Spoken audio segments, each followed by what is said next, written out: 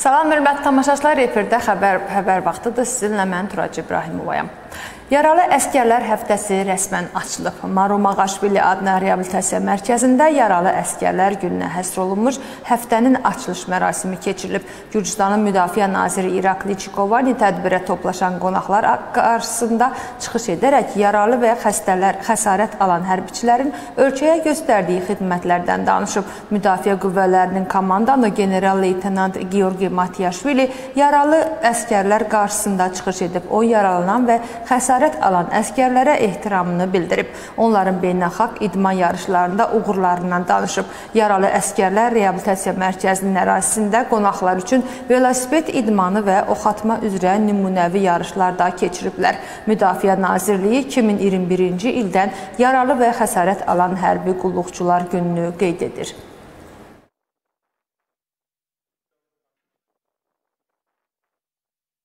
3-cü ildir ki, bu layihəni uğurla həyata keçirən Müdafiə və Təhsil Nazirliyinin nümayəndələrinə təşəkkürümü bildirirəm. Bu, Gürcüstan ordusunun həyat tərzi ilə tanış olmaq üçün unikal imkandır. Sizi bugün münasibəti ilə təbrik etmək istəyirəm.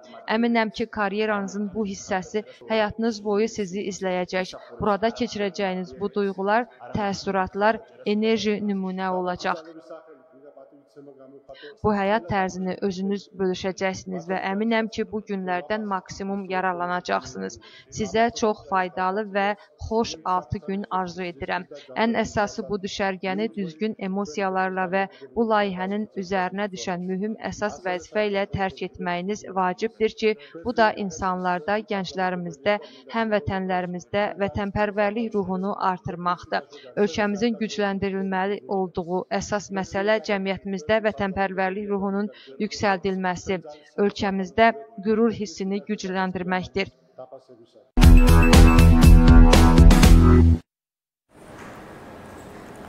Daxili İşlər Nazirliyinin narkotik vasitələrin qanunsuz dövriyyəsinə qarşı əsas mübarizə xidmətinin baş polis idarəsinin hüquq mühafizə orqanlarının əməkdaşları narkotik cinayətləri törətməkdə, xüsusilə də marixuananın qanunsuz əldə edilməsi və saxlanması üçün açar hazırlayan bir nəfəri həbs ediblər. Cinayət 20 ilə qədər və ya ömürlük azadlıqdan məhrum etməni nəzərdə tutur.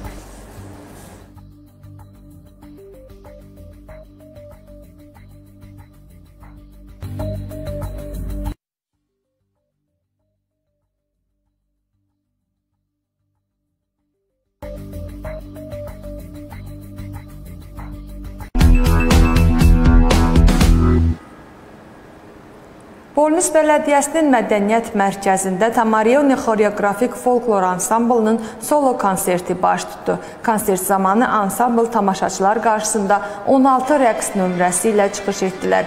Qeyd edək ki, ansambl ötən il 20 illik yubileyini keçirib. Bu illər ərzində onlar dəfələrlə həm Gürcüstanda, həm də xaricdə müxtəlif festivallarda, mədəni tədbirlərdə iştirak edərək özlərini təqdim ediblər. Tamaşaçıların fikrincə, Tamarioni hər yeni tamaşası ilə onları təəccübləndirməyi və xoreografiya sənətinin müxtəlif elementlərini nümayiş etdirməyi bacarır.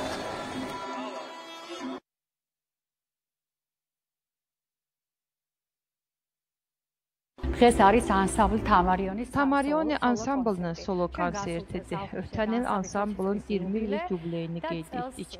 Bu ildə Hesabat konserti ilə çıxış etdik. Ansamblda yeni nəsil rəqqaslar var. Yenilənmiş proqramımız var. Tamarioni ansamblının konsertində gözəl zaman keçirdik. Bələdiyyəmizdə ən yaradıcı kollektivlərdən biri də Tamarionidir. Ansambl həm ölkə daxilində, həm də xaricdə beynəlxalq festivallarda layiqincə çıxış edir, bələdiyyəmizi təmsil edir.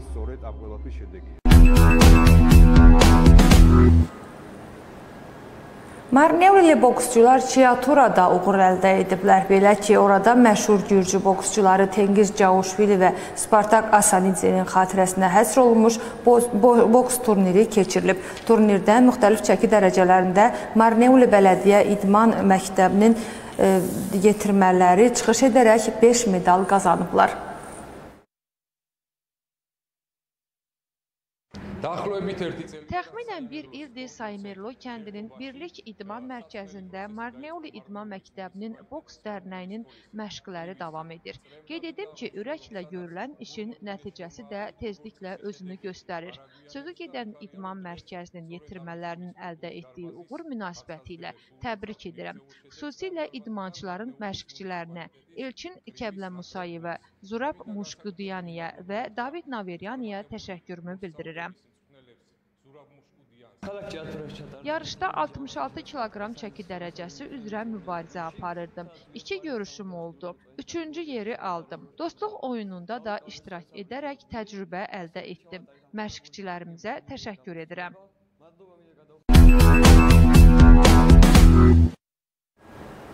Xəbərlər informasiya proqramı sona çatdı. Gələn görüşlərə dək özünüzə yaxşı baxın.